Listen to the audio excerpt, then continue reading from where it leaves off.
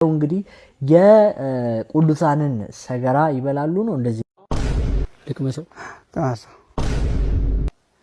አባ በስመ አብ ወወልድ ወመንፈስ ቅዱስ ምንም አይለኝም ምንም አይል ያባቶች ምንም አይል ባሙሌር በጓዳጎት ድርጅት አምባሳደር አድርጋችሁ ሾማችሁ በድያችኋለሁ። ደቀን እያስገረመኝ እያሳቀኝ ያለው በሄድኩበት እኔስ ማርያምን ወዳታለሁ ብዬ ቪዲዮ ሰራ። አዎ እና ከስራ በቃ ቻው ተባለ። ከስራ ተባረሃል? ውጣ። ኦፍኮርስ አይ ነው። እዚህ ጋር አካባቢ ጸጉሬ ትንሽ ይቻላል፣ እሱ አይቻልም። ጸጉሯን ሳሸፍን ምን አይላል ሰው። ባለፈው ኮሜንት ላይ እንደዛ እያየሁ ነበር። አሁን እያየሁት ግን it's not about አንተ ፕሬዘንት ስለምታደርገው ነገር it's about ስለ ህርትህል አይደል ልብ። ስለዛ ነው ዋናው እምነትህ ልብ ላይ ነው ያለው፣ ፊትህ ላይ አይደለም፣ ጸጉርህ ላይ አይደለም። ልብ አሰላሙ አለይኩም ወራህመቱላሂ ወበረካቱ። የአላህ ዝነቸርነት ሰላም ፍቅር ጤና በያላችሁበት ዳን በሉ በሁላችሁም ላይ ሰይነኝ። ዛሬም እንደተለመደው አነጋጋሪ አስተማሪ እጅግ በጣም ምርጥና አዳዲስ መረጃዎችን እየቀርብ ያለው እነዛም ቪዲዮችን እንመለከታለን። ለዚህ ዩቲዩብ ቻናል አዲስ ሆናችሁ ግን ሰብስክራይብ እያደረጋችሁ ቤተሰብ ሁኑ። ነባሮችን ቻናል ቆሞች ሁላችንም ቪዲዮን በላይክ እንጀምራለን። ለእስላሞች ላይክ መስጠት የለም። ቀጥታ ወደ ዛሬ ቪዲዮ ለቢስቱም ኢላ ቀሊላን ለው አንኩም ኩንቱም ተዕለሙን። የዛሬ ቪዲዮአችን ተጀመረ። የመጀመሪያ ቪዲዮአችን እጅግ በጣም አሳዛኝ ነው። እጅግ የሚያሳዝንና እጅግም ልብ የሚሰብር ነው። በሁለት የህዝብ ማመላለሻ ባሶች ላይ በታጣቂዎች በደረሰ ጥቃት የሰዎች ህይወት ማለፉና በርካታ ተሳፋሪዎች መታገታቸው ተሰምቷል።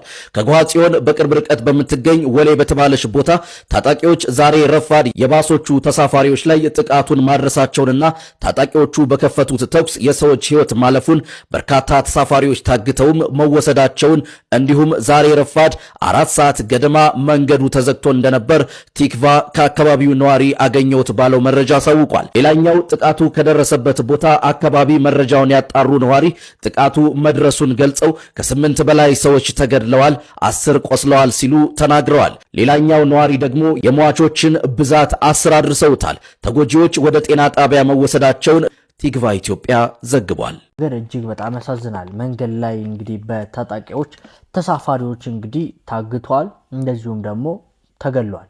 ይህ ነገር እንግዲህ ከቀን ወደ ቀን እየባሰ ነው ያለው ወይንስ ይሄ ነገር እንደ አዲስ ነው የተፈጠረው የሚለው ጉዳይ ላይ እናንተ ሐሳባችሁን ስጡበት። ለማንኛውም ሰው በሰላም በሄደበት በሰላም እንግዲህ በሚጓዝበት ሰዓት ላይ እንደዚህ አይነት ጥቃት የሚያደርሱ ሰዎች ሽፍቶች ናቸው እና እንደዚህ አይነት ሰዎች ለሕግ ሊቀርቡ ይገባል። የማያዳግም እርምጃ ሊወሰድባቸው ይገባል። እንደዚህ አይነት ነገር የሚሰሩ ሰዎች እንግዲህ ሊጠፉ ይገባል። ሀገራችን ላይ እንግዲህ ሰዎች በሰላም ወጥተው በሰላም መግባት መቻል አለባቸው። ቅርቡ እንግዲህ አንድ ግለሰብ በመጥፎ ነገር ታውቆ ነበረ።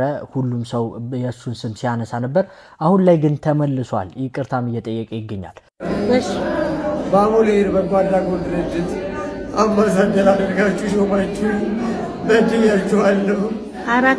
አናንዬ ይቅር በይኝ እናቴ፣ ፈቲ አባይ፣ ሮማን፣ ኡስታዝ አቡበከር አህመድ፣ በድሩዜ፣ ኡስታዝ ሙሉ ቱርኪ ማንገታችሁን አስደፍጫችኋለሁ። ይቅር በሉ። አይዞ በቃ። የጋዜጠኛ ሶፎንያስ ዋሲሁን እናት ከሁለት ቀን ምናምን በፊት ሚዲያ ላይ ወጥተው ልጄ ታሞብኛል አድኑልኝ ብለው በለቀቁት ቪዲዮ ላይ ብዙ ሰው ውሸት ነው፣ አውቀው ነው፣ አልታመመም፣ ደህና ነው እያሉ ኮመንት ሲያደርጉ ነበርና እስቲ እዩት ልጁ ምን እንደሚመስል። ድሮ የምናውቀው አሁን እንደዚህ ሆኖ ብዙ ስህተት ሰርቶ ሊሆን ይችላል፣ ብዙ ጥፋት አጥፍቶ ሊሆን ይችላል። ግን እኔ ከራሱ ጋር ሆኖ ጤነኛ ሆኖ ያንን ስህተት እየፈጸመ ሰው ላይ አላዝንበትም። ምክንያቱም ብዙ አይነት በሽታ አለ፣ ካንሰር አለ፣ ኩላሊት አለ፣ ምን አለ። ይሄ ግን የአይምሮ ህመም ነው። ራሱን እያወቃ ከራሱ ጋር ሆኖ አይደለም ይህን ነገር ያደረገው ምንም ነገር ቢያደርግና እኔ በበኩሌ በጣም ነው ያሳዘነኝ። በጣም ነው ልቤን የነካው። የምር እንደዚህ ሆኖ ማንንም ሰው ጠላቴንም ቢሆን እንደዚህ ሆኖ ማየት አልፈልግም በጭራሽና በጣም ነው ልብ የሚነካው በጣም ማለት ነውና እግዚአብሔር ምሕረቱን ይላክለት። ሌላ ነገር ማድረግ ባችሉ እንኳን መርዳት ባችሉ እንኳን ጸልዩለት። አትሊስት ቤተሰቦቹን ክፉ ነገር አትናገሯቸው። ምክንያቱም ይሄ ለራሱ ከባድ ነገር ነው ለቤተሰብ። እንደዚህ አይነትን ሰው ማስታመም ራሱ በጣም ከባድ ነው። አሁን መታኝ ገደለኝ እያላችሁ እየተሳቀቃችሁ አይታችኋል። እናቱ ሊደፋብኝ በሁለት ብረት ድስት ዘይት ቀቅሎ ምናምን አስቡ። ይሄ ጤነኛ ሰው የሚያደርገው ነገር አይደለምና ብችሉ ጸልዩላቸው፣ ጀጅ አታርጓቸው ቤተሰቦቹን። አትሊስት ጋዜጠኛ ሶፎንያስ ብዙ ነገር እየተባለ ይገኛል። ነገር ግን እንደዚህ በዚህ ሁኔታ ውስጥ ባለበት ሰዓት ቪዲዮ ቀርጸው የሚለቁ ሰዎች ሊጠነቀቁና ከዚህ ድርጊታቸው ሊቆጠቡ ይገባል። ይህ ሰው በሕክምና ላይ ያለ እሱን ቪዲዮ ቀርጾ መልቀቅ ምን የሚሉት ነገር ነው? እንደውም ደግሞ በሕግም የሚያስጠይቅ ነው። የታማሚውን መብቶችም የሚጋፋ ነው። ይሄ ሰው ቀደም ብሎ እንደዚህ ነበር። ነገር ግን በአንድም ሆነ በሌላ ምክንያት አሁን ላይ በዚህ እጅግ አሳዛኝ በሆነ ሁኔታ ውስጥ ይገኛል። ማንም ሰው የቆመ ቢመስለው እንዳይወድቅ ይጠንቀቅ እንዲል መጽሐፉ። ሁላችንም ታዲያ በተለይም ደግሞ በቅርቡ ሆነን የዚህ ልጅ ወደ ሚዲያ እንዲመጣ የተለያዩ ቪዲዮዎችን እየቀረጽን የምንለቅ ሰዎችም ቆም ብለን ብናስብ መልካም ነው ላለው። ይሄ ወንድማችንም ታዲያ ተሽሎትና ጤነኛ ሆኖ ከብዙ ችግሮቹ አገግሞ እናቱ ለቤተሰቡ የሚመለስበት ጊዜ እንዲቀርብ መልካም ምኞቴንም እገልጻለሁ። ይቅርታ የጠየቀው እንደሰማችሁት የሲርለና ድርጅት ባቡል ሀይርን ኡስታዝ ኑሩ ቱርኪ፣ ኡስታዝ በድሩ ሁሴን ከኡስታዞች ጋራ ቅርርብ ነበረው ማለት ነው። እና ያው ይህ ግለሰብ የሰራውን ስራ ታውቃላችሁ። አይ ቲንክ 6 ወር ነው መሰለኝ ከአንድ ወንድ ጋራ እንግዲህ ያው የማይሆን ነገር ለማድረግ ሲያስብ ያ ወንድ እንግዲህ አጋልጦት በዛ ሰበብ እንግዲህ ያው ርቆ ነበረ። አሁን ላይ ደግሞ በጣም ከስቶ ገርጥቶ ምናምን መጥቷል። የኢትዮጵያ ሕዝብ የዛኔ በጣም ለሁለት ተከፍሏል። ኧረ ይህንን አያደርግም ሲል የነበረ ሰው አለ። አንዳንዱ ደግሞ ይሄ ግለሰብ መገደል አለበት ምናምንም ሲል ነበር። አሁን ላይ ይቅርታ ጠይቋል። የኢትዮጵያ ሕዝብ ይቅርታው ይቀበለው ይሁን አብረን የምናየው ይሆናል። የእናንተ ሀሳብ ግን በዚህ ጉዳይ ላይ ምንድን ነው? እንደዚህ አይነት መጥፎ ነገርን ለመስራት የሚያስቡ ሰዎች ማያዳግም እርምጃ መወሰድ እንዳለበት እናውቃለን። ነገር ግን ደግሞ ይቅርታ ጠይቆ ተስተካክያለሁ ተመልሻለሁ ሲል ደግሞ ምን ብለን ብንመልስለት ጥሩ ነው ብላችሁ ታስባላችሁ? በነገራችን ላይ እናቱ ልጄን አድኑልኝ እያለች ትገኛለች። የጋዜጠኛ ሶፎንያስ ዋሲሁን ቤተሰቦች እውነታውን ተናግረዋል። ላስደምጣችሁ። የጋዜጠኛ ሶፎንያስ ዋሲሁን ቤተሰቦች እውነታውን ለማስረዳት እዚህ ስቱዲዮአችን ተገኝተዋል። አንዴ በመጥረቢያ ልሻለሁ ይለኛል፣ አንዴ በቢላ ልሻለሁ ስላለኝ ህይወቴን ማዳን ስለሆነ አምልጬ ወጥቻለሁ። ወንድምሽ እውነት ነው ወይ? ብዙ ነገር በቃ ራሴን እስከሚያመኝ ድረስ ማለት ያሳለፍኩትን ራሴን የማውቀው። ቤተሰባውን በፍጹም እኔ እንዳደርሽ ነው ያሉኝ። በሱ ምክንያት እንዳደርሽ ዘይት ጥዶ በ2 ብረት ድስት ጥዶ አንተክትኮ ለኔ ነበር ያ ነገር እላይ ላይ ሊገለብጥብኝ። ሆስፒታል ምናምን ስንወስደው አይቀመጥም፣ በሽንቴን ብሎ ያመልጠናል። እንደውም በመጥረጊያ እንጨት እኮ እንዲህ አናቴን በጀርባዬ በኩል እንዲህ ሊመታኝ ነበር። ብዬ ነው ሰው የደረሰልኝ። እናንተ ይሄንን መቆጣጠር አልቻላችሁም? ስልኩን መቀበል አልቻላችሁም? እንቅልፍ የለንም። ካሁን መጣዩ ነገር ያደርገናል ምናምን ነው። ምን እናደርጋለን? ቤቱ እንዳልነበረ ሆኗል። እና በቃ ጥዬ ወጣሁኝ። ከህይወቴ አይበልጥም። አላመንኩትም። በቃ አሁን የመጨረሻ አላመንኩትም። ጤነኛ እንዳልሆነም እንግዲህ ገልጻለች። እንደሰማችሁት ጤነኛ ቢሆን እንዲያደርግም እያሉ ብዙዎችም ሲያወሩለት ነበር። እጅግ በጣም ያሳዝናል ያለበት ሁኔታ። እጅግ በጣም ምርጥ የሚባል ጋዜጠኛ ነበርና ይህ ግለሰብ ነው በአሁኑ ሰዓት በዚህ መልኩ ከስቶና ተጎሳቁሎ ያለውና የእናንተ ምላሽ ምን ይሆናል የሚለውን ሀሳባችሁን ኮመንት ላይ አስቀምጡልኝ። አንዷ ኒቃቢስትን ተናግራለች። ኒቃቢስት ኦፍኮርስ አይ ነው አሁን እዚህ ጋር አካባቢ ጸጉሬ ትንሽ ይቻላል፣ እሱ አይቻልም። ጸጉሯን ሳሸፍን ምን አይላ ሰው ባለፈው ኮሜንት ላይ እንደዛ እያየሁ ነበር። አሁን እያየሁት ግን እስናተ ባውት አንተ ፕሬዘንት ስለምታደርገው ነገር ኢሳባውት ስለ ሄርታህል አይደል? ልብ ስለዛ ነው ዋናው። እምነትህ ልብ ላይ ነው ያለው፣ ፊትህ ላይ አይደለም፣ ጸጉርህ ላይ አይደለም። ልብ ሲስተካከል አብሮ ሰውነትም ይስተካከላል። ውስጣችን ያማረ ከሆነ ላያችንም አብሮ ያምራል። ይህን የተናገሩት ታላቁ መልእክተኛ ነቢያችን ሰለላሁ ዐለይሂ ወሰለም ናቸው። የአላህ መልእክተኛ ሰለላሁ ዐለይሂ ወሰለም ምን ብለው ይናገራሉ? ፊ ሰሒህ ሙስሊምና ቡኻሪ ላይ ያለ ሐዲስ ላይ የአላህ መልእክተኛ ምን ይላሉ? አላ ወኢነ ፊል ጀሰድ ሙድጋህ አሉ። የአላህ መልእክተኛ ምን አሉ? በሰውነት ላይ ምን አለ? ቁራጭ ስጋ አለች አሉ ነቢ ሰለላሁ ዐለይሂ ወሰለም። ኢዛ ሰለሐት በተስተካከለች ጊዜ ሰለሐል ጀሰዱ ኩሉ ሰውነት የሚባለው ነገር በሙሉ ይስተካከላል። ወኢዛ ፈሰደት በተበላሸ ጊዜ ደግሞ ፈሰደል ጀሰዱ ኩሉ ሁሉም ነገር ምን ይላሉ? ይበላሻሉ አሉ ነቢ ሰለላሁ ዐለይሂ ወሰለም። ሰውነት ላይ ያለው ነገር በሙሉ ይበላሻል። አላ አዋጅ ምንድነው? እሷ ወሂየል ቀልብ ቀልብ ናት ብለው የአላህ መልእክተኛ ተናግረዋል። ዋናው ውስጥ ነው። ዋናው ውስጥ ነው። ግን ውስጣችን ሲያምር ላያችንም አብሮ ያምራል። ለውስጣችን ያማረ የአላህ ፍራቻ ካለብን የአላህን ትእዛዝ የመቀበል አቅማችን ከፍ ያለ ይመጣል። የአላህ መልእክተኛ ሰለላሁ ዐለይሂ ወሰለም አንድ ሙእሚን ወንጀል በሰራ ሰዓት ውስጡም እንደሚበላሽ የአላህ መልእክተኛ ተናግረዋል። ነቢዩ ሰለላሁ ዐለይሂ ወሰለም ኢብኑ ማጃህ፣ ነሳኢ፣ ኢብኑ ሒባን ላይ በዘገቡት ሐዲስ ላይ የአላህ መልእክተኛ ምን ይላሉ? ኢነል ዐብደ ኢዛ አኽጠአ ኸጢአቱን አሉ ነቢ ሰለላሁ ዐለይሂ ወሰለም። አንድ ባሪያ እኮ በተሳሳተ ቁጥር ወይም ወንጀል በሰራ ሰዓት ኑኪተት ፊ ቀልቢሂ ኑክተተን ሰውዳ፣ በልቡ ላይ ምን ይደረጋል? ጥቁር የሆነች ነጥብ ይደረግበታል አሉ በልብ ላይ። ፈኢዛ ሁወ ነዘዐ ወስተግፈረ ወታበ ምን አሉ ነቢዩ ሰለላሁ ዐለይሂ ወሰለም፣ ይሄ ከዚህ ነገር ከወጣ አላህን መሐርታ ከጠየቀና ወደ አላህ ከተመለሰ ቀልቡ መጀመሪያ እንደነበረው ወይም በሌላ ሪዋያ ላይ እንደተጠቀሰው ነጭ ይሆናል አሉ ነቢ ሰለላሁ ዐለይሂ ወሰለም። ምን ይባላል? ይሄ ነገር ይታጠባል፣ ይነጻል አሉ። ምን አሉ ነቢ ሰለላሁ ዐለይሂ ወሰለም? ግንስ ወኢን ዓደ ወደዛ ነገር ከተመለሰስ ምን አሉ ነቢ ሰለላሁ ዐለይሂ ወሰለም? በዛ ላይ ይደራረብና በሌላ ሪዋያ ላይ ሰሒህ ሙስሊም ላይ ያለ ምን አሉ ነቢ ሰለላሁ ዐለይሂ ወሰለም? ከልኩዚል ሙጀኽያ ልክ እንደ ተገለበጠ ኩባያ ይሆናል አሉ። ልክ የተገለበጠ ኩባያ ብሎ ማለት ማንም ሰው አላህ ብሏል ነብዩ ሰለላሁ ዐለይሂ ወሰለም ብሏል ሲባል ምን ይሆናል? ልክ እንደ ተገለበጠ ኩባያ ውሃ መቀበል እንደማይችለው ከላይ ይፈሳል ማለት ነው። ዋናው ውስጥ ነው፣ ግን ውስጥ ሲስተካከል ነው ላይም የሚስተካከለው ማለት ነው። ለዛ ለእህቴ አንድ መልእክት አለኝ። የአላህ መልእክተኛ ሰለላሁ ዐለይሂ ወሰለም የእሳት ሴቶችን አስመልክተው የተናገሩበት ሐዲስ ላይ ሰሒህ ሙስሊም ላይ ምን አሉ ነብዩ ሰለላሁ ዐለይሂ ወሰለም? ኒሳኡን ካሲያቱን ዓሪያት፣ ኒሳ ሴቶች ናቸው፣ ካሲያቱን ዓሪያት ለብሰው ያለበሱ ሴቶች አሉ ነብዩ ሰለላሁ ዐለይሂ ወሰለም። ከፊሉን ሸፍነው ከፊሉ የሚታይ ማለት ነው። ሙሚላቱን ማኢላት ተዘንብለው ሌሎችንም የሚያዘነብሩ፣ ሩኡሱሁና ጭንቅላታቸው ጸጉራቸው ከአስኒመቲል ቡኽት ይመስላል፣ ልክ እንደ ግመል ሻኛ ይመስላል። እንደነዚህ አይነት ሴቶች ላ የድኹሉነ አልጀና ጀነትን አይገቡም አሉ ነብዩ ሰለላሁ ዐለይሂ ወሰለም። ወላ የጂድነ ሪሐሃ የጀነትንም ሽታ አያገኙም ብለው የአላህ መልእክተኛ ተናግረዋል። ስለዚህ ዋናው ውስጥ ነው። ውስጣችንን አስተካክለን ላያችንን ማማር አለብን። ሴት ልጅ ሰተር ስትል ደበቅ ስትል ሂጃብን ስትለብስ አላህን ስትፈራን የሚያምረው የዛም ላይ ያክል ነው። ቁጥብም ስትሆን ወርቅ እየሆነች የምትመጣው ማለት ነው። ስለዚህ አሁንም አላህን እንድትፈሪ ወደ አላህ እንድትመለሽ እህቴ ሆይ ጥሪ ያቀርብልሻለሁ።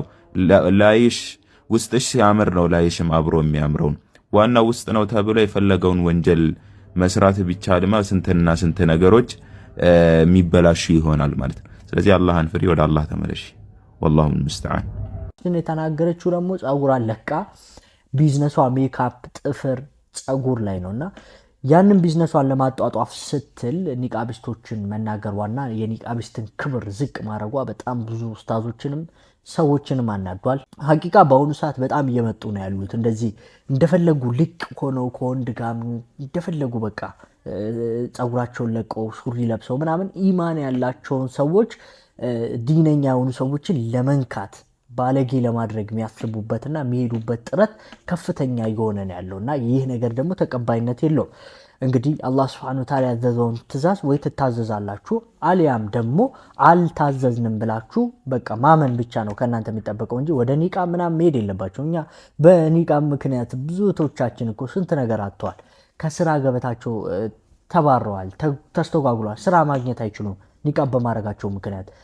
ወንድ ልጅ እያማለልሽ ካልሆነ ወደ ዚና እየጠራሽ ካልሆነ ስራ አታገኝም እየተባሉ ነው ያሉት። ትምህርት ቤት እንግዲህ ኒቃብ በመልበሷ ምክንያት እየተተፋባት ነው ያለችው፣ እየተንቋሸሸች ነው ያለችው። እንደ ቀላል ነገር ይህን ጉዳይ ልናልፈው አይገባም። ሴቶችና እስልምና እሷን ቤቷን ተከራይተ ልብሷን አልብሰ ቀለቧን ሞልተ እንደ ንግስት እንድታኖራት እስልምና አዘዘ። አንተ ትወጣለህ፣ ትለፋለህ፣ ትሰራለህ። እሷስ ትውልድ ቤት ውስጥ ኮተኩታለች። ዱባዮቹ ቆንጆ አባባል አላቸው። ቤት ውስጥ ቁጭ ብለው ልጅ የሚያሳድጉ እናቶቹን የነገው ትውልድ ገንቢዎች ይሏቸዋል። ታላቁ ኡስታዝ በለው የአገሪቱ ጠቅላይ ሚኒስትር በለው ቤት ነው ተኮትኩቶ የሚወጣው። የሱ አናጭ እሷ ነች። ይህን ክብር እስልምና ሰጣት። ቁርአን ውስጥ ሱረቱ ሪጃል ሚል አታገኙ፣ ሱረቱ ኒሳ ግን ታገኛላችሁ። በስማቸው ምዕራፍ ሰየመላቸው። የተለየን ክብር የሰጣት ዲን እስልምና። ሴትን ከፍ አረጋት፣ ሴትን ሸከፋት፣ ሴትን ጠበቃት፣ ሴትን አስዋባት፣ ሴትን ቁጥብ እንድትሆን አደረጋት። ለሴት ልጅ ትልቅን ማዕረግ ልቅና የሰጠ ዲን እስልምና ነው። ሴትን የዲኑ አጋዥ አደረጋት። ከነቢዩ ዓለይሂ ሰላቱ ወሰላም ጋር አብረው በዳዕዋ የተሳተፉ ጦርነት አብረው የዘመቱ ሴቶች ነበሩ። አብረው እኮ ነው የዘመቱት። ሰሃቦቹ ሲወድቁ እኮ ነርሱ ነው የሚያክሙት የሰሃባ ሴቶች ናቸው። ጦርነቱ በጣም ሲብስ የሰው ቁጥር ሲያንስ ገብተው የሚጋፈጡት ሴቶች ናቸው። ልብ በል ጦርነት ነው፣ ሂጃብ ይገለጣል፣ ራቁት መሆን አለ። ይገባችኋል? ይሄን ተጋፍጠው ይሄን ዲን ከፍ ያረጉት የነብዩ ሰሐቢያቶች ሴቶች ነበሩ። እሑድ ጦርነት ላይ ኡሙ ዐማራ ትታወሳለች አይደል? ሰልፉ ተገለጠ፣ ሰሐባው ተበታተነ። ከነብዩ ስትከላከል የነበረችው ኡሙ ዐማራ ነች። ወደ ቀኝ ይዞራለሁ ይላሉ ነብዩ አለይሂ ሰላቱ ሰላም፣ እሷን እንጂ ሌላ ላይ። ወደ ግራ ስዞር እዚህ ተስፈንጠራ መጣ፣ እሷ ነው ያለችው። ከፊት ለፊቴ ሲመጣ ኡሙ ዐማራ ነች። የሚወረወረውን ቀስት በእጇ ተመልሰው ነበር። ተገረሙ ነብዩ አለይሂ ሰላቱ።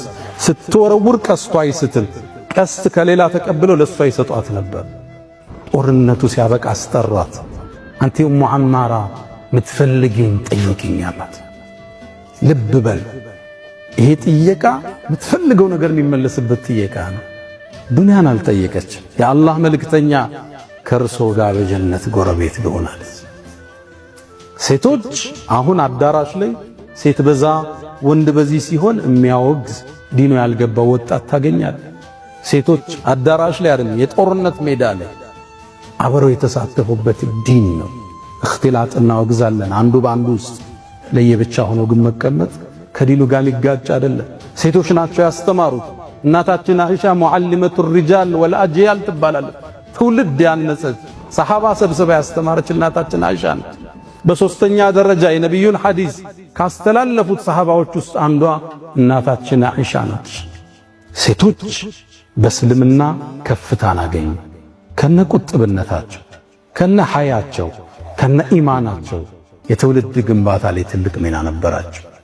ሴትና እስልምና ያላቸው ቁርኝነት በጣም ከባድ ነው። ብዙዎች ሙስሊም ሴትን አያከብርም፣ እስልምና ሴትን ይንቃል፣ ለሴት ልጅ ክብር አይሰጥም ብለው ያስባሉ። ነገር ግን በተቃራኒው እንደሆነ ያው ነብዩ መሐመድ ሰለላሁ ዐለይሂ ወሰለም ያስተምሩት አስተምሮና ቁርአንና ሐዲስ ይነግረናልና ለዚህ ጉዳይ ብዙ ማብራሪያ መስጠት አይጠበቅብኝም። አሁን የምንመለከተው እንግዲህ እሸቱ አንድ ነገር ተናግሮ ነበር። የተናገረው ንግግርን ወስደው እንግዲህ የቅዱሳንን ሰገራ ይበላሉ ነው እንደዚህ ነገር ብለው በጣም እያሰራጩ ነበር። ሁሱ ልክመሰው በስመ አብ ወወልድ ወመንፈስ ቅዱስ ምንም አይለኝም። ምንም አይል ያባቶች ማለት ምንም አይል ያባቶች ማለት። በጣም የሚያስቀው ነገር ደግሞ መንፈስ ቅዱስ ያሳድራል በለው መንፈስ ቅዱስ ያሳድራል። እንዴት አይነት ገልቱ ኢትዮጵያዊ ተፈጠረ ጎበዝ። የመንፈስ ቅዱስ ማደሪያ ያደርጋል። ከዓለም የተለየ ምግብ ስለሆነ እኔ አፍራለሁ ከዚህ ህዝብ ወጣው ለማለት። አንዳንዴ እኮ እኔ አም ፍሮም ዱባይ እያልኩ ነው። በምን ልዋጠው? ውሃ አለ እንዴ? አባ ውሃ እናመጣለን። መዋጫ ውሃ ሰዎች ናቸው ምናምን የቅዱሳኖችን ሰገራ ይበላሉ ምናምን ብለው የሰሩት ነገር ጥሩ አይደለም። እርግጠኛ ባልሆኑበት ነገር የሌሎችን የእምነት ባለቤቶች እንትን ማለት ነው። ይሄ ተገቢ አይደለም። ይሄ ተገቢ አይደለም። ገብታችኋል? ቢሆንም ራሱ እነዚያ ሰዎች ገዳም ላይ ያሉ ሰዎች ተቸግረው እዚያ ነገር ላይ ቢወድቁ ክርስትና ይሄን ነገር ይፈቅዳል ብሎ መስራት ይሄ ተገቢ አይደለም። ይሄን የምለው እናንተ እዚህ ስላላችሁ አይደለም፣ ወላሂ አይደለም። እሺ ሰው ተቸግሮ ሌላው ነገር ላይ ሊወድቅ ይችላል። ያንን ነገር አድርጎ ሰው እንትን ማለት የለበት። አሜን ነው። አንድ እምነት የሚተቸው በመለኮታዊ መጽሐፍቱ በውስጡ ባለው አስተምሮ እንጂ የሆኑ ግለሰቦች በሰሩት ነገር አይደለም። ከእስልምና የሆነ ሰው የሆነ ስህተት ሰርቶ ብናገኝ ሸክ ቢሆን ቪዲዮን አምጥቶ ይሄ እስልምና ይሄ ነው ብሎ ማለት ይስተት ያን ነገር የሚፈቅድ በእስልምና ላይ እስከሌለ ድረስ ያ የመተቻ መንገድ አይደለም። ከታቻ ሰዎችን ወደ ብሽሽቅ መንገድ የሚወስድ ነገር አታድርጉ። ለማንኛውም መጽሐፍ ውስጥ ባለው ነገር ሰዎችን ተሟገቷቸው፣ ስህተት መሆኑን በዛ አስረዳቸው። ነቢያቶች እንደዛ ነበር የሚያደርጉት። የቪዲዮ ቀዷ እንዳለብኝ ትናንትና ነግሬያችኋለሁኝ። ቀዷን የምጀምረው ከኮሜዲያን እሸቱ መለሰ በዋልድባ ገዳም ተገኝቶ ስለመነኮሳቱ ቪዲዮ ሰርቶ ዩቲዩብ ላይ ከለቀቀው ቪዲዮ ተቆርጣ ስለወጣች አሳሳች ቪዲዮ በዛች ምክንያት ስተት ውስጥ ስለገቡ ሙስሊሞች ወንድሞችና አጠቃላይ ሶሻል ሚዲያ አጠቃቀማችን ምን መሆን አለበት የሚለውን ሐሳብ ለማስቀመጥ ነው። አምላካችን አላህ Subhanahu Wa Ta'ala በተከበረ ቃሉ ቁርአን ላይ ራሱ አላህ አሰላሙ አልቁዱሱ አልመሊኩ አርረሂሙ አርረህማኑ ነው። አምላካችን አላህ Subhanahu Wa Ta'ala የሰላም አምላክ እንጂ የሁከት የብጥብጥ የጫጫታ አምላክ አይደለም። ሙስሊሞች ወንድሞቻችን ሶሻል ሚዲያ ላይ ያሉ አሳሳች የሚመስሉ ነገሮችን ስታዩ ረጅሙን ሐሳብ ለማየት አውዱን ለማየት ታሪኩን ለማየት ከስር ከመሰረቱ ለማየት ምን ይላሉ የአባቶቻችን በአገራችን አባባል ነገርን ከስሩ ጠጅን ከጥሩ እንደሚለው ማለት ነው። ጠጅ ሲደፈረስ አይጠጣም። ነገር ደግሞ ከስሩ ከመጀመሪያው ከአውዱ ካልሆነ ምንነቱ አይታወቅም። ያችን አሳሳሽ ለመጀመሪያ ጊዜ ሶሻል ሚዲያ ላይ ያሰራጫችሁትን ስሰማን የራሱ አልገባኝም። ያንን ለማጣራት እጄ ቪዲዮ ሙሉ ለሙሉ ሳይ ነው የገባኝ። አሳሳሽ ትመስላለች። ያንን ያደረጉት ራሳቸው ኦርቶዶክሶች የሶሻል ሚዲያ አቴንሽን ቴከር ለማግኘት ፈልገው ሊሆን ይችላሉ። ለመሳቂያ ለማድረግ ደግሞ ራሳቸው ፕሮቴስታንቶች ሊሆናሉ ያንን ያደረጉት አይታወቅም። እንደዚህ አይነት አቴንሽን ቴከር የሆኑ ሰዎች ሰለባ አቱን ሙስሊሞች ወንድሞች ያንን የሰራችሁት ወይ መልሳችሁ ቪዲዮን አጥፍታችሁ ወይ ፖስታችሁትን አጥፍታችሁ ሐሳቡን ከስሩ አላወቅንም ነበር ብላችሁ ይቅርታ መጠየቅ ሲገባችሁ በዛው ጸጥ ብላችሁ መነኮሳቱ የሚበላው እሸቱ መለሰን ብላ ወይም ቅመስ ተብሎ የተሰጣው ሶሻል ሚዲያ ላይ እንደተወራው የመነኮሳቱ ሰገራ ነው እንድትባሉ በዛው እንድትከር ፈልጋችኋል። ከተሳሳታችሁ ተሳስተናል ከአውዱ አላየነውም ታሪኩ ሙሉ ለሙሉ አላየነውም ብላችሁ ይቅርታ ጠይቃችሁ በየትኛውም ሶሻል ሚዲያ ፕላትፎርም ላይ የፖስታችሁት ማጥፋት እንጂ ያንን ስተታችሁን ለማስተካከል ሌላ ነገር መፈለግ ይሄ በጣም አያስኬድም። በእኔ መነግራችን ላይ ንጽጽር ስሰራ ውጤት የሌለው ስራ መስራት አልወድም። የተቆረጠ ነገር ከሆነ የሰራሁት አጠፋለሁ፣ ይቅርታ ጠይቃለሁ። አልወድም። እኔ ህሊናዬ አይቀበለኝም። ምክንያቱም እኔ ህሊናዬ ተፈጥሮነቱን እንዲጠብቅ ነው እስልምና ሃይማኖት ለኔ ሃይማኖቴ የሆነው። ታዲያ አንድ ሃይማኖት ህሊናችንን ካልጠበቀልን ውሸታም እንዳንሆን ካልጠበቀን ይሄ ሃይማኖት ምን ሆነው? የሃይማኖት ጥቅሙ ምንድነው? ተግባብተናል። ስለዚህ የኮሜዲያን እሸቱ መለሰን ቪዲዮ ሙሉ ለሙሉ እንዳይ አስገድዳችሁኛል። በፌስቡክ ፔጅ ፖስትቻለሁኝ። መነኮሳቱ ቋርፍ የሚባል ነው ለስንት ቀን ተዘፍዝፎ ተዘጋጅቶ የሚሰራ ነው ብለው ለእሸቱ መለሰ ሲያብራሩለት ነበረ። እንካቀመሰው አሉበት። እዛው አካባቢ እኮ ቪዲዮን ብታውጡ ግልጽ ይሆንላችሁ ነበረ። ቋርፍ ነው ኦኬ የሚሰራው ከተለያየ እጽዋት ስርና ቅጠላ ቅጠል ነው የሚሰራው። ቋርፍ ብሎ ማለት በግዕዘኛ የሚመር ማለት ነው። የሚመርበት ምክንያት ምንድነው? እንግዲህ መነኮሳቱ በገዳም ህይወታቸው ራሳቸውን በራብ ምናምን ለመቅጣት እንዳይሞቱ እንዳይድኑ አይነት ህይወት ስለሆነ የሚኖሩት እንደዛ ለማድረግ ነው ያንን ያደረጉት። ኦኬ ሶ ምንድነው ባካችሁን ነገር ከስሩ ጠጅን ከጥሩ እንደሚባለውኛ ጠጃን ጠጣም ማስካሪ መጣጣ ስለሆነ ነገር ግን ነገርን ከስሩ ይልመድብን። ሶሻል ሚዲያ ላይ እንትን ያላችሁትን ባለማጥፋታችሁ በጣም ነው እኔ የደበረኝ። ኦኬ ምክንያቱም ካፊሮቹ ሲንጫጩ ነበረ። እንደነዚህ አይነት ያልተጣራ ነገር ወይም የተቆረጠ የተቀጠለ ነገር ካወራን እኛ ከፎይ ሲጋ በምን ተለየን? ፎይ ሲጋ በሐዲሳት ላይ ቆርጦ ቀጥሎ የራሱን እንትን ኔጌቲቭ ነገር ነው የሚጭንበት። ኦኬ አሁን እዚህ ጋር አንደኛ ነገር በሃይማኖት ዙሪያ ንግግር ስናደርግ ዶግማ ነው ማውራት ያለብን። የኦርቶዶክስ ዶግማ፣ የፕሮቴስታንትን ዶግማ፣ የካቶሊክን ዶግማ፣ የስላሴን ዶግማ ነው ማየት ያለብን። ምክንያቱም አንድ ሃይማኖት የሚቆመው ዶግማ ላይ ነው። እንደዚህ አይነት ነገሮች ስርዓቶች ናቸው። የሆነ ገዳም የሚቀር ስርዓት ብሎ ማለት በተለያየ ጊዜ የሚቀየር የሚመጣ የሚጨመር የሚቀነስ ነው። ዶግማ ግን የሚጨመር የሚቀነስ ሳይሆን ኖርማሊ አንድ የዶግማ አይነት ተብሎ የተያዘ ነው። ስለዚህ እኛ ኦርቶዶክስ ማህበረሰብ የምናድነው የኦርቶዶክስ ዶግማ ወንጌል ላይ የለም።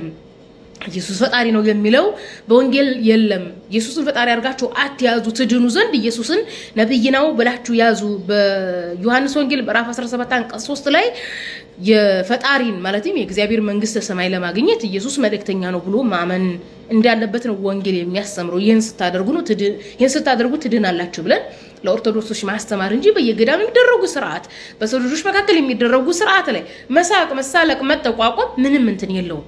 ስለዚህ ኢቭን ዶግማና ቀኖናን መለየት አለበት እና አምላካችን አላህ የሰላም አምላክ እንጂ የሁከት አምላክ አይደለም። ካፊሩ ጋር አብረን ጫጫታና ሁከት የምንፈጥር ከሆነ ሙስሊምነታችን የቱ ላይ ነው? በነገራችን ላይ እነሸቱ መለስ ይሄን ቪዲዮ ሲሰሩ ማህበረሰቡ ጋር በሰፊ እንዲደርስ ነው የሚፈልጉት። ምክንያቱም ለመነኮሳቱ ውሃ ማስገባት ይፈልጋሉ፣ የተለያየ ስራ መስራት ስለሚፈልጉ ገንዘብ ለማግኘት ነው። ይሄ የሶሻል ሚዲያ አቴንሽን ቴከር ነው።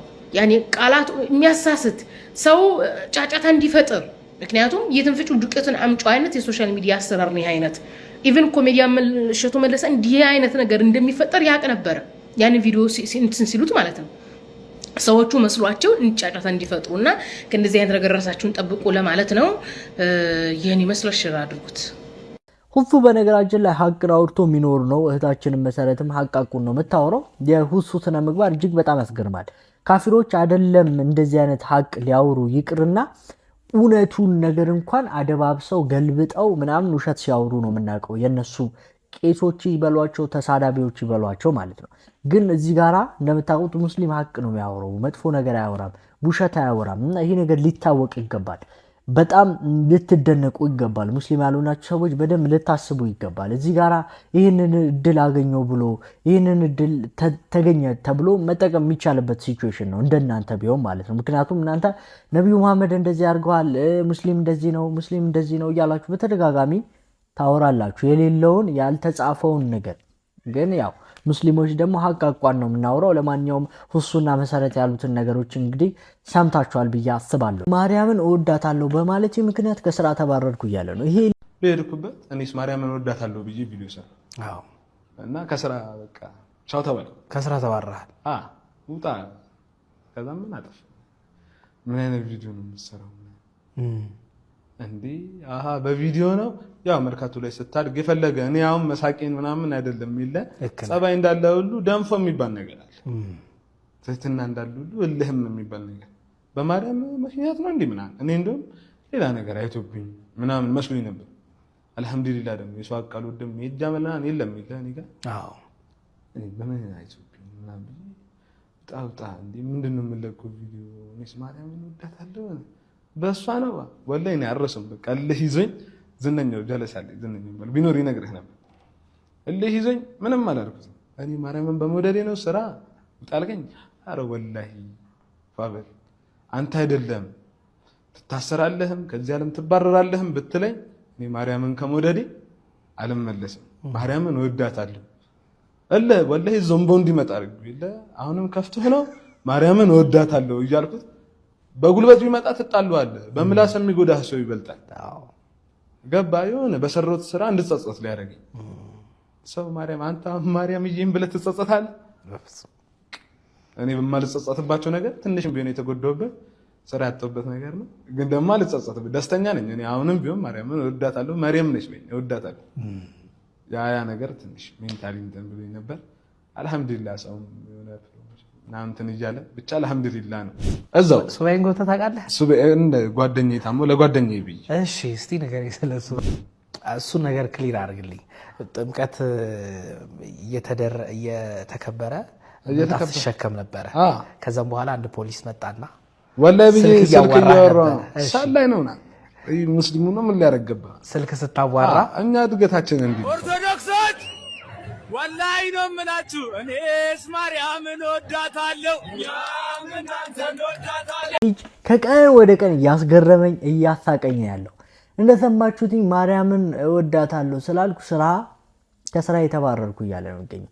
ይህ ልጅ ምን በመስራት ነው የሚታወቀው ካላችሁኝ መስጊድ እንደ መግባት ቤተክርስቲያን ገብቶ አላህ አልহামዱሊላህ እያለ የነሱን ተግባር ወይ ደግሞ የነሱን ድርጊት እስከ ማድረግ ድረስ እግዚአብሔርዬ ማርያምዬ አድንኝ እስከማለት ድረስ የደረሰ ግለሰብ ነውና ይህ ግለሰብ እኔ አላማው ምን እንደሆነ አልገባኝም። በነገራችን ላይ አላማው መወደድ እንደሆነ ግልጽ ነው።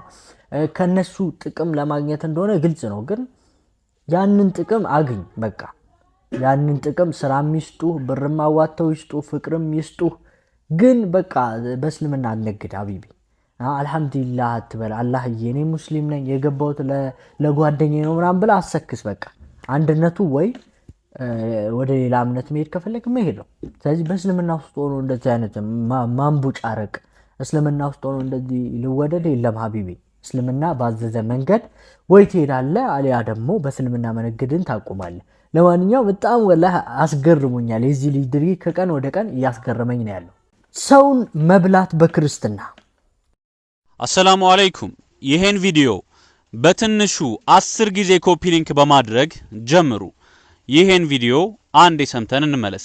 መግደል አይቻልም ሚላል if he is from the abode of war or Muslim fornicator it is permitted to kill him and eat his flesh ነገር ግን በጦር ሜዳ ላይ ከሆነ ወይንም ደግሞ ዘማዊ ዝሙት የሚሰራ ከሆነ እሱን መግደልና አርዶ መብላት ይቻላል። መሃይም ሆነው መሃይምነታቸውን በድፍረት ሚዲያ ላይ ወጥተው የሚያሳዩ ሰዎች መኖራቸው በጣም የሚያስገርም ነገር ነው። ይህ ሰው በሃይማኖቱ ክርስትና ላይ ታጭቆ የሚገኘውን ሰው በልነት ወይም ካኒባሊዝም በቅጡ ሳይረዳ እስልምና ሰው መብላትን ይፈቅዳል ብሎ እየተናገረ ይገኛል። በእስልምና የሞተ ሰው መብላት ይፈቀዳል ብሎ ባመጣው የራሱ ማስረጃ ላይ ትንሽ ከፍ ብሎ ማንበብ ቢችል ለጥያቄው መልስ ያገኝ ነበር። ኢማም አልቁርጡቢ ረሂመሁላህ ተፍሲር ላይ ራሱ ባመጣው ተፍሲር ላይ ትንሽ ከፍ ብሎ ምን እንደሚል ተመልከቱ።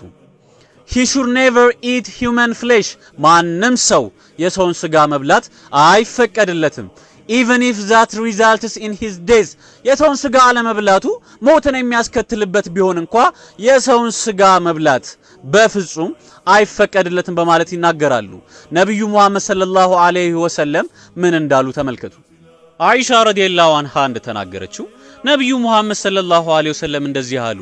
የሞተን ሰው አጥንት መስበር፣ ልብ በሉ፣ የሞተን ሰው መብላት አይደለም፣ የሞተን ሰው አጥንት መስበር በህይወት ያለን ሰው አጥንት እንደመስበር ይቆጠራል በማለት ተናግረዋል። ላይ እስልምና የሞተን ሰው መብላት በፍጹም እንደማይፈቅድ የሚያሳዩ ማስረጃዎችን አስቀምጥላችኋለሁ። ፖዝ በማድረግ ተመልከቱ። ሞቶ አይደለም በህይወት ሳለ አንድ ሰው ህፃናት ጭምር ሳይቀሩ ተቀቅለው ወደሚበሉበት ወደ ክርስትና ደግሞ እናምራ። ትንቢተ ኤርሚያስ ምዕራፍ 19 ቁጥር 9 ላይ የወንዶችና የሴት ልጆቻችሁንም ስጋ አበላቸዋለሁ ማለት ይናገራል እግዚአብሔር። እንዲሁም በኦሪት ዘሌዋውያን ምዕራፍ 26 ቁጥር 29 ላይ የወንዶች ልጆቻችሁንም ስጋ ትበላላችሁ፣ የሴት ልጆቻችሁንም ስጋ ትበላላችሁ በማለት ይናገራል። ዘሌዋውያን ምዕራፍ 26 ቁጥር 30ን ያብራራው ኤሊኮስ ኮሜንታሪ ኦን ዘ ሆል ባይብል የተባለው መጽሐፍ ላይ አንዲት ሜሪ የተባለች ሴት ህፃን ልጇን ቀቅላ ስለመብላቷ ያስቀምጣል። ኤርሚያስ ምዕራፍ 4 ቁጥር 10 ላይ ሴቶች እጆች ልጆቻቸውን ቀቅለው በልተዋል በማለት ያስቀምጣል። ሰከንድ ሴንቸሪ ላይ የነበሩ ክርስቲያኖች ህፃናትን ቀቅለው ይበሉ እንደነበረ ታውቃላችሁ። ተርቱሊያን ዘ አፖሎጂ ኦፍ ተርቱሊያን በተባለው መጽሐፉ ላይ ቻፕተር 7 ላይ ክርስቲያኖች ህፃናትን ቀቅለው ይበሉ ነበረ ተብሎ ስለሚከሰሱት ክስ ይናገራል። ሙስሊሞች ሰውን ይበላሉ ብለውም እያወሩ ይገኛሉ። በጣም ብዙ ነገር እየተናገሩ ይገኛሉ። ለማንኛውም አላህ Subhanahu Wa Ta'ala እንግዲህ እነዚህ ሰዎች ያዝልን ላለው ጥሩ ምላሽ ደግሞ ወንድሞቻችን እየመለሱ ይገኛሉ። ወደ መጨረሻ ቪዲዮ ወስዳችኋለሁ። ወደ ኢራን፣ አሜሪካ፣ ወደ ውጭ ጉዳዮች እንሄዳለን። ይሄንን ቪዲዮ ተጋበዙልኝና እንመለሳለን፣ እናወራበታለን።